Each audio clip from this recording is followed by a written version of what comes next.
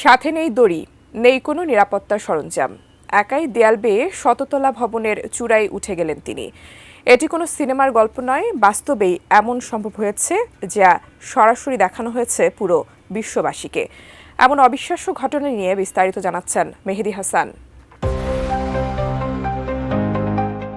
নিচে হাজারো মানুষের শ্বাসরুদ্ধকর অপেক্ষা, ওপরে একজন মানুষ একটু একটু করে আকাশচুম্বী এক ভবনের দেয়াল বেয়ে উপরে উঠছেন।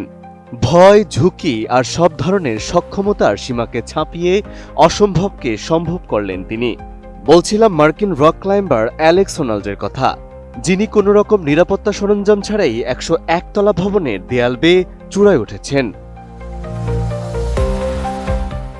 এই ঘটনাটি তাইওয়ানের রাজধানী তাইপেতে ঘটেছে, যেখানে বিখ্যাত তাইপে 101 নামের এক সুউচ্চ ভবনের চূড়ায় আরোহণ করেন তিনি।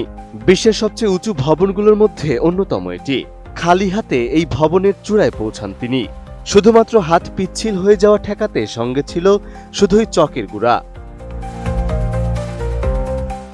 আমি বুঝি নির্মাণের শিল্প, সালাম স্টিল বোঝে ডিউরেবিলিটি। সালাম স্টিল, মোস্ট ডিউরেবল স্টিল।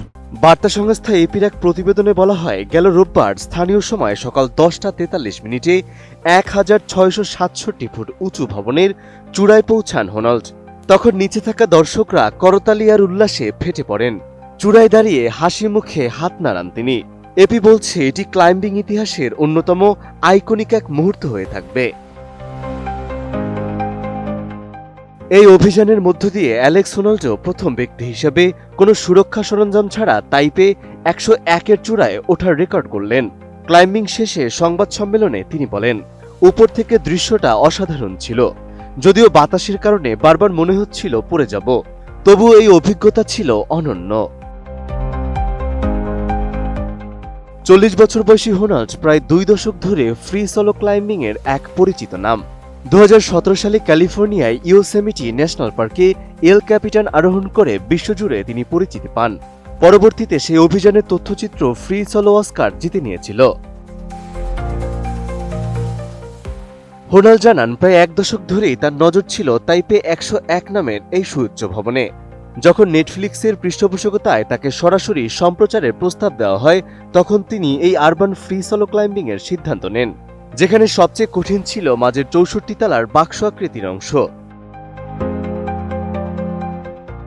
এর আগে 2004 সালে ফরাসি পর্বতারোহী আলা রবার্ট দড়ি ব্যবহার করে তাইপে 101-এ উঠেছিল। সেখানে হোনাল্ড সময় নিয়েছে মাত্র 92 মিনিট, আর কোনো রকম দড়ির সাহায্য ছাড়াই। তাই ভয় আর ঝুঁকির সীমা ভেঙে এই অভিযান এখন বিশ্বজুড়ে আলোচনার কেন্দ্রবিন্দুতে উঠে এসেছে। মেহেদী হাসান, এটিএন নিউজ।